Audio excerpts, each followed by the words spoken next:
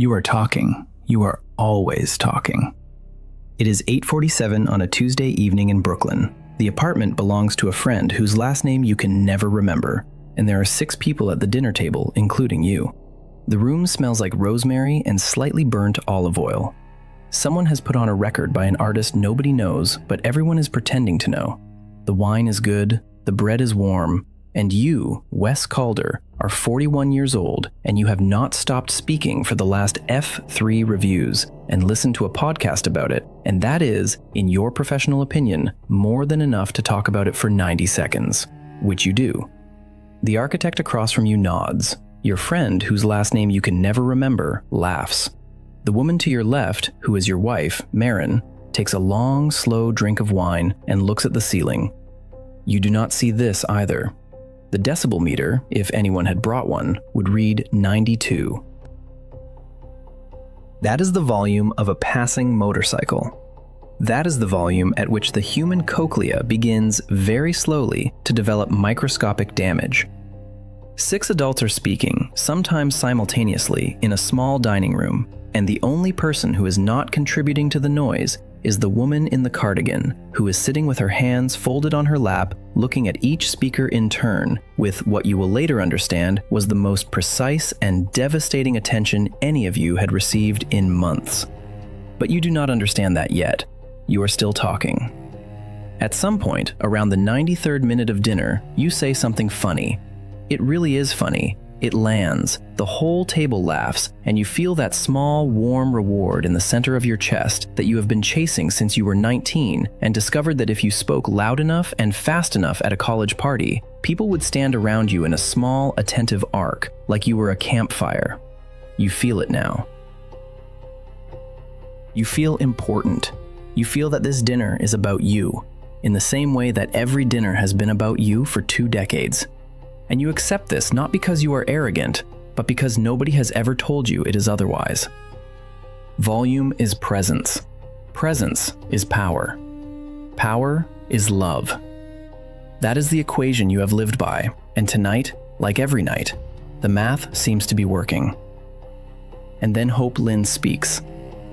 She does not interrupt. She waits for the laughter to settle, the way you might wait for snow to finish falling before stepping into it.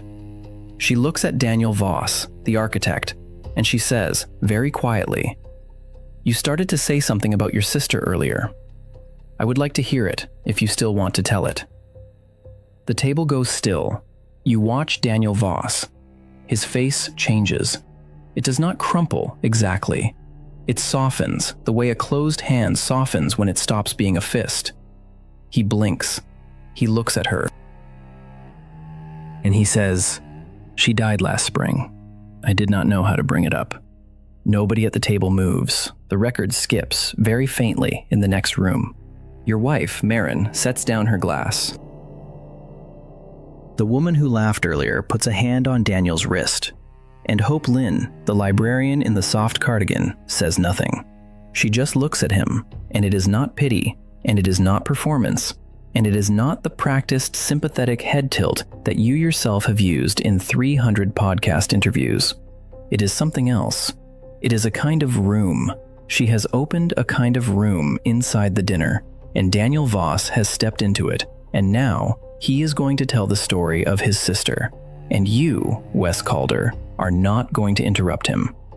You will not understand for another 17 months what she did at that table. You will replay this moment so many times that the audio of it will be worn down inside your head like a cassette tape on its 800th play. But right now, at this moment, in this Brooklyn dining room at 8:47 on a Tuesday in October, you only feel one thing. And it is a thing you do not have a name for. It feels like being seen by someone who is not looking at you. She does not fill the room. She holds it. That phrase will arrive later. You do not have it yet. You do not know it yet. You drive home that night with Marin. The car is quiet. Your wife is the kind of quiet that you have learned to interpret as tired, but tonight you are not sure. You ask her if she had a good time. She says, quote 2. You ask her what she means. She says, quote 3. You let it go because you are still feeling that warm laughter in the center of your chest, and you do not want to lose it. You do not lose it that night. You lose it slowly, over the next year and a half, in pieces so small you will not be able to point to a single one and say, "This is when it broke." Let us go back. Because to understand what is happening to you, we have to understand who you became and how, and why volume turned into the only language you knew how to speak. You are 19 years old. You are at a small liberal arts college in upstate New York that you got into on a partial scholarship and a personal essay your high school English teacher rewrote for you.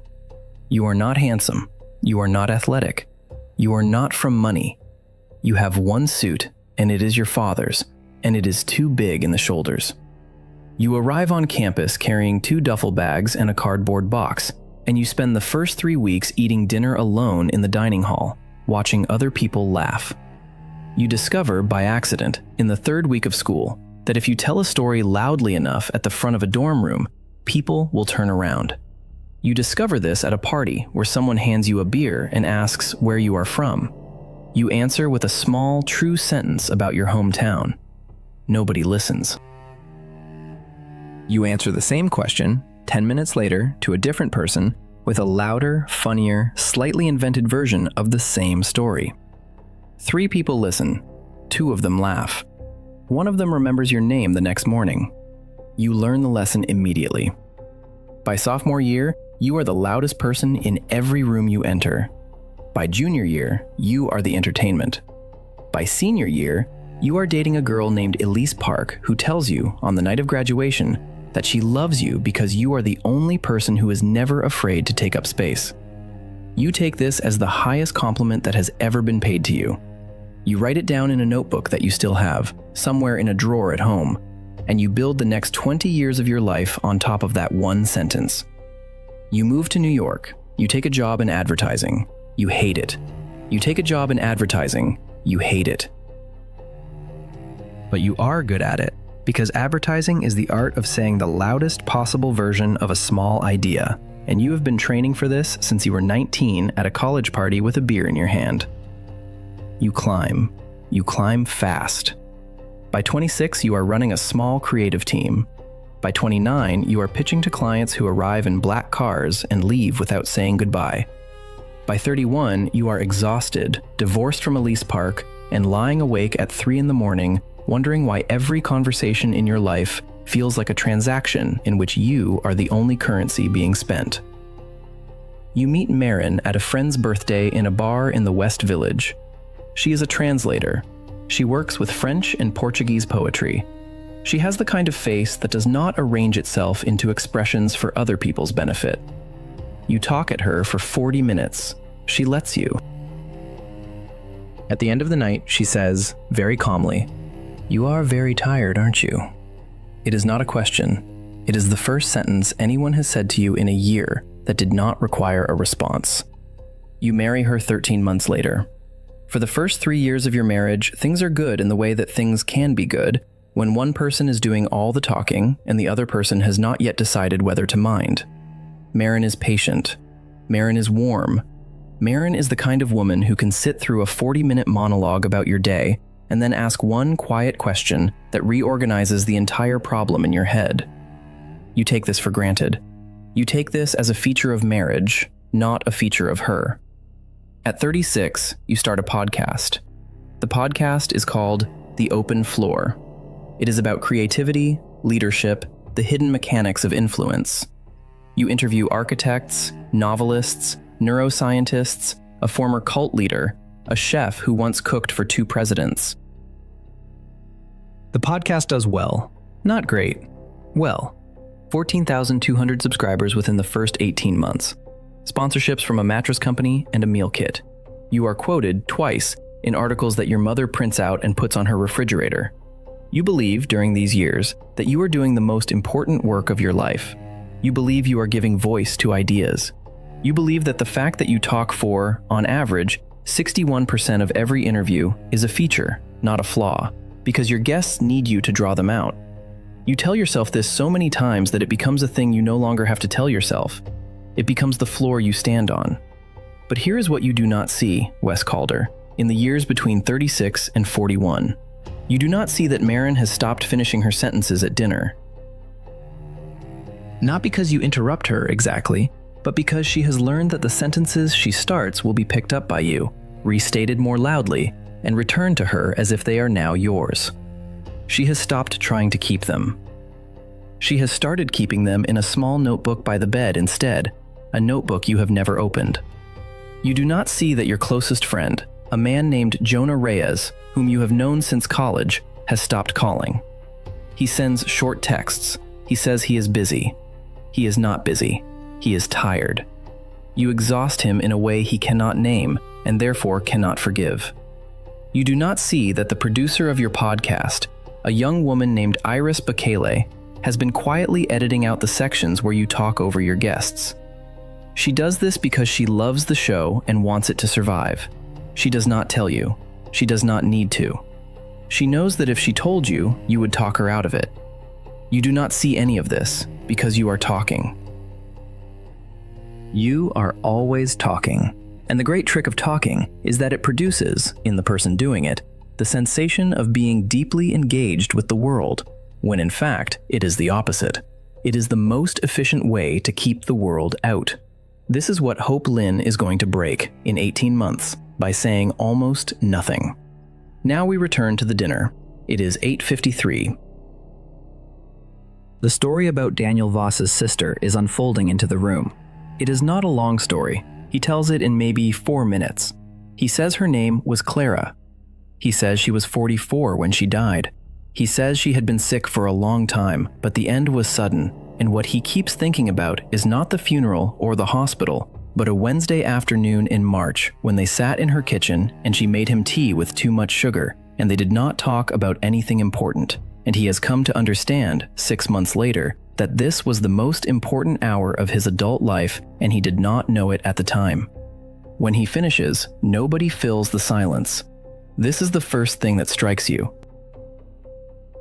In some part of your mind that you have not been listening to, nobody fills it. The silence is allowed to sit on the table like a seventh person. Hope Lin is looking at Daniel. Marin is looking at her hands. Your friend whose last name you can never remember is looking at the candles. The architect's wife, whose name is Annika, and who you have known for 6 years, has tears moving very slowly down her face, and she is not wiping them, and nobody is rushing to comfort her, and somehow this is right. Somehow this is exactly what the room needed. You feel something move in your chest. It is not pleasant. It is not the warm laugh reward you are used to. It is colder and lower and more like the feeling of stepping onto a step that is not there. You open your mouth. You are going to say something. You are going to bring it back, lift it, lighten it, give it a frame, because that is what you do. That is what you have always done.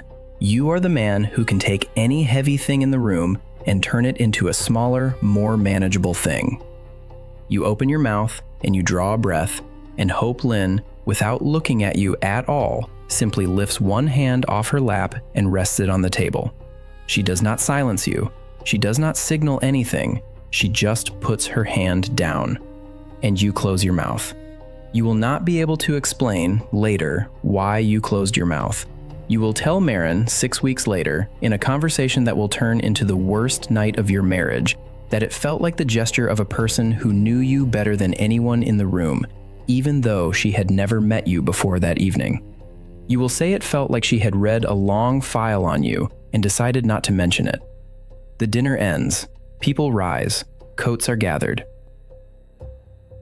Hope Lin puts on a long gray coat and a wool hat and shakes hands with each person in turn, and when she comes to you, she looks you in the face for the first time all evening.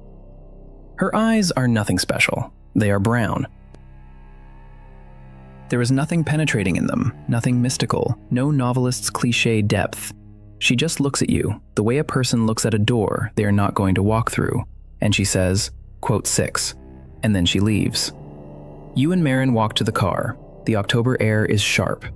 Marin puts her hand in your coat pocket, a thing she has not done in a long time, and you understand suddenly and without warning that she is doing it because she is sad. Not because of anything you have done tonight, but because of everything you have done for years, slowly and without noticing. and she is sad in the patient way of a person who has been sad for so long that she has built furniture around it and lived in it like a house. You drive home. Neither of you speaks. When you reach the apartment, Maren goes into the bedroom and closes the door. You stand in the kitchen. The fridge hums. It is 3:14 in the morning, somehow. Time has moved without your permission. And you are standing in the kitchen of your own apartment in a coat you forgot to take off, and you are trying to remember the last time someone you loved finished a sentence in your presence without having to fight for it. You cannot remember. You cannot remember. You sit down on the kitchen floor. You are 41 years old. You have a podcast with 14,200 subscribers. You have a wife who is sleeping in another room. You have a best friend who has stopped calling. You have spent 20 years building a voice loud enough to fill any room you walk into, and tonight, a 40-year-old librarian in a soft cardigan held an entire dinner table together by saying 11 sentences across 2 hours, and one of those sentences cracked a man you have known for 6 years open into the truth of his own grief. And you, Wes Calder, the man who has built a career on conversation, contributed nothing to that moment. You almost ruined it. You almost turned it into a bit. The fridge hums. You sit there for a long time. Now we have to talk about Marcus. Marcus Halloway is your closest professional friend, the host of a podcast called __quote_7__ that is, in every measurable way, more successful than yours. 300,000 subscribers, a book deal, a live tour. Marcus is 43, charming, sharp, electric in any setting. Marcus talks, by his own gleeful admission, 89% of the time in any conversation he enters. He has a t-shirt that says this. He wears it on stage. The crowd loves it. You have lunch with Marcus 3 weeks after the dinner at your friend's apartment. You meet at a small Italian place on Sullivan Street. You have not told anyone about the dinner. You do not know how to describe what happened. You have tried 3 times in your head, and each time the story sounds like nothing. A woman said one quiet sentence. A man cried. You walked home. There is no story there. There is only the feeling, which has been growing in you for 3 weeks, like a sound you cannot locate, that something is wrong with the way you have been alive. You sit down across from Marcus. He starts talking before the waiter reaches the table. He talks through the menu, through the ordering, through the bread, through the first glass of wine. He talks about his book. He talks about a fight he had with his wife, Lena, who he says has been unreasonable lately, like just impossible to talk to. He talks about a guest on his podcast who he thinks might be canceled soon. He talks about a piece of property he is thinking of buying upstate. He talks in the way Marcus talks, as if the world is an enormous open microphone and his only obligation is to fill it. And for the first time in 15 years of friendship, you are watching him. You are not listening exactly. You are watching. You are watching the way his hands move. You are watching the way he does not pause to breathe. You are watching the way the waiter approaches and retreats 4 times before being able to ask if you want anything else. You are watching the way Marcus does not notice the waiter at all. You are watching the way he refers to his wife Lena 3 times in 20 minutes and never once says her name, only she and my wife, and once, horribly, the situation at home. You are watching yourself. You are watching what you look like, and it is unbearable. You leave that lunch early. You make up an excuse about a meeting. Marcus does not push back, because Marcus has not registered that you have spoken fewer than 30 words in 90 minutes. Because Marcus is incapable of registering that. Because Marcus is you 6 months ago, and possibly still you now. You walk out onto Sullivan Street, and you stand on the corner of Sullivan and Prince, and you put your hand on the brick wall of the restaurant because your legs do not feel right. 3 months later, Lena leaves Marcus. She does it on a Tuesday. She does it without warning. She takes their daughter and she goes to her sister's house in Providence, and she sends Marcus a 4-paragraph email that he reads to you in tears on the phone the next morning. You will remember one sentence from that email for the rest of your life. She wrote, __, quote, _, 1, 2, __. Marcus reads it to you, and then he says, __, quote, _, 1, 3, __.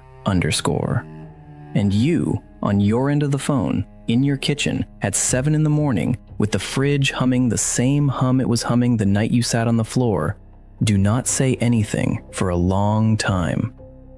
And then you say, very quietly, the first quiet sentence you have spoken to Marcus in 15 years of friendship. __, quote, _, 1, 4, __. He hangs up on you. He does not call back for 4 months. His podcast loses its main sponsor in the same quarter. The book tour is quietly postponed. By the end of the year, Quote 15 is on indefinite hiatus, and Marcus has moved into a sublet in Long Island City, and you have started, for the first time in your adult life, to be afraid of your own voice. Because here is the math.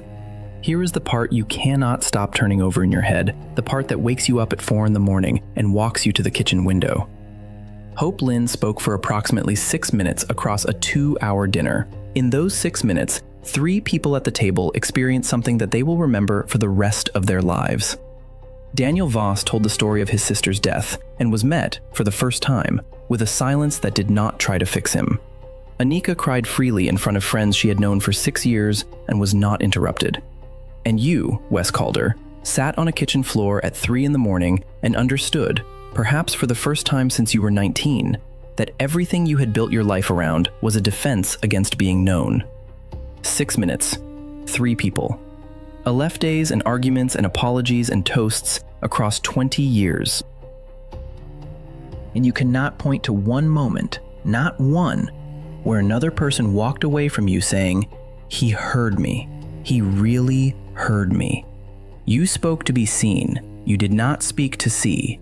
That is the sentence that arrives in your head, finally, at 4 in the morning on a Sunday in February, 16 months after the dinner. You write it down on the back of an envelope. You stare at it for a long time. You do not show it to anyone for another 2 months.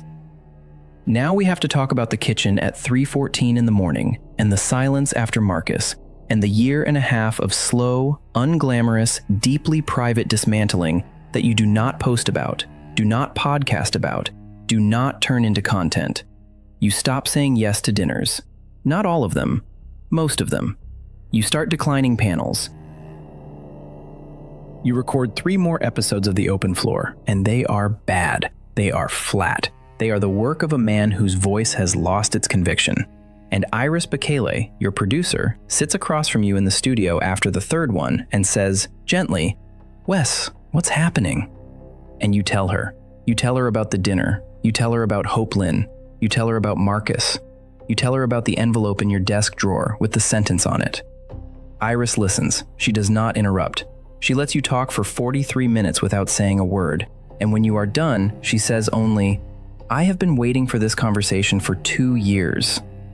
That sentence almost kills you. You shut down the podcast on a Wednesday in March.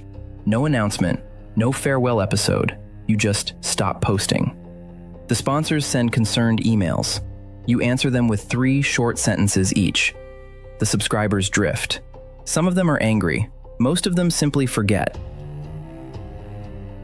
The 14,200 number, which had been the floor of your identity for 4 years, becomes a thing you do not check anymore.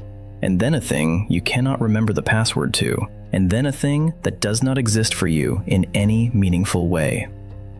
You spend that spring learning to do something you have never done in your adult life. You spend it learning to be in a room without filling it. It is harder than you expected. It is much harder. The first dinner you go to, after a month of silence, you sit at the table and you can feel the words rising in you like nausea. You want to interrupt. You want to lighten. You want to take the heavy thing in the middle of the table and turn it into a lighter thing. because that is what you have always done.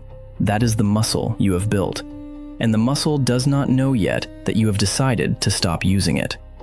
You sit there and you grip the edge of the table and you do not speak. You let other people finish their sentences. You ask, twice, a small question, and then you let the answer happen without responding to it. You go home that night and you cry in the shower for the first time since you were a teenager. You do not know why. Marin stands outside the bathroom door and does not come in, because she has learned, finally, that some silences do not need to be entered. In April, you call Jonah Reyes, your old college friend, the one who stopped calling. You leave a voicemail. You say, "Jonah, I have been a bad friend for a very long time. I am not calling to fix it. I am calling because I would like to listen to whatever you are willing to tell me. Take your time." He calls back 9 days later. You talk for 90 minutes. You speak, by your own count, for maybe 11 of those minutes.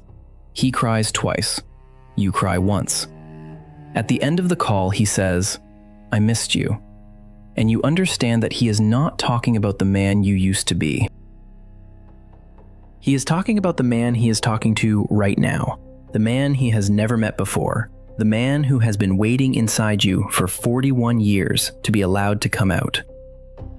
In June, you and Marin go away for a weekend, just the two of you, to a small inn in the Hudson Valley. On the second night, sitting on a porch, she tells you she has been keeping a notebook for 9 years. She tells you what is in it. She reads you 3 sentences from it. The first one is from a Tuesday in 2019. It says, "I tried to tell him about my father today. He told me about his father instead." The second one is from a Sunday in 2021. It says, "He asked me how I was, and then answered the question himself before I could." The third one is from the night of the dinner at your friend's apartment, the night of Hope Lin. It says, __quote _23__.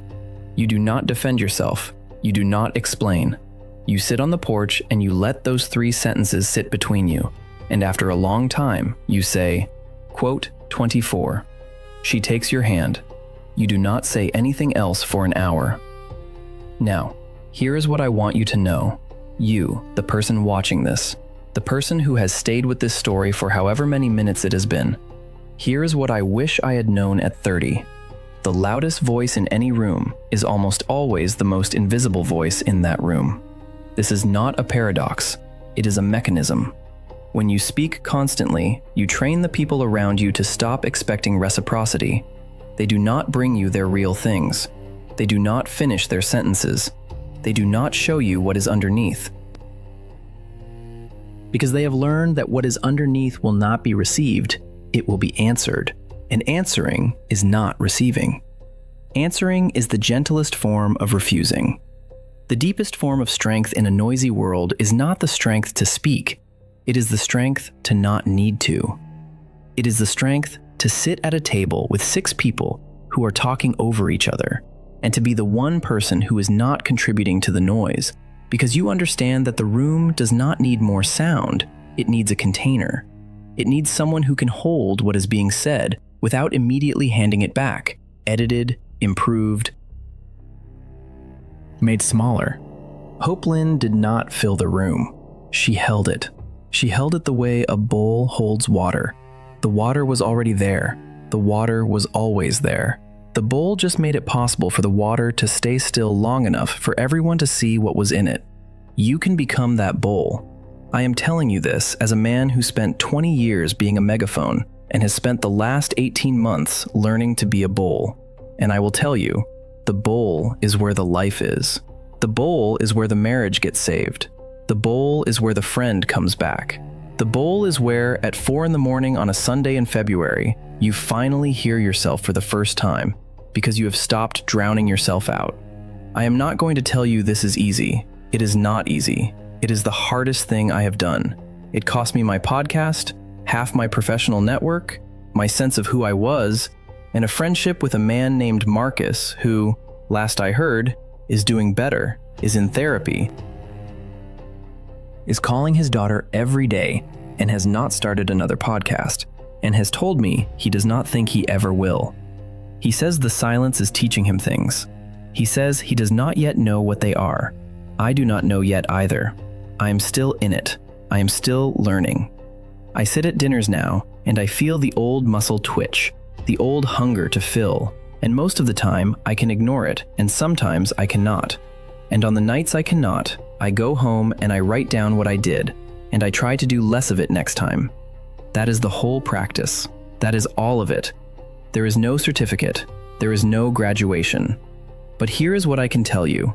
6 weeks ago, at another dinner, in another apartment, with people I had never met before, a woman across the table started to tell a story about her mother, and she stopped, mid-sentence. The way people stop when they are about to say something true and are scanning the room for whether it will be safe.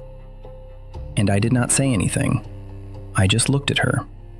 I just kept looking. I did not nod. I did not lean in. I did not make a sympathetic face. I just made a small piece of room, the smallest piece I knew how to make. And I waited. And she finished the sentence. And then she finished the next one. And then she told the whole story, all the way through. And at the end of it, she looked at me and she said, quote, 25. I had not said one word. I had not said one word, and she had given me the most precious thing she had to give. And I understood, sitting there in someone else's dining room, that this is what Hope Lin had given Daniel Voss on that Tuesday in October, 18 months ago, and that this is what every quiet person in every loud room has been trying to give us for the entirety of our lives, and most of us have been too busy talking to receive it. She does not fill the room, she holds it. Now you do too. You will go to a dinner this week, or next week, or next month. There will be 6 people there, or 4, or 2. Someone will start to say something true. The room will get loud, or someone will try to make it loud, and the true thing will start to slip away, and you will feel the old muscle twitch in you, the hunger to fill, the hunger to be seen. And I want you to do one thing. I want you to put your hand down on the table. Just rest it there. Do not speak, do not lean in. Just put your hand down and look at the person who started to say the true thing and wait. That is all. That is the practice. That is the whole thing. The room can hold something now. You are the one holding it. And finally, the room can hold something. In the next episode, we go deeper into something that almost everyone watching this has felt and almost no one has been able to name. The feeling of being a permanent stranger in rooms full of people who know you. Why it happens, where it comes from, and the one quiet practice that begins to dissolve it. If you have ever sat at a table full of friends and felt completely alone, the next episode is for you. Subscribe, and I will see you there.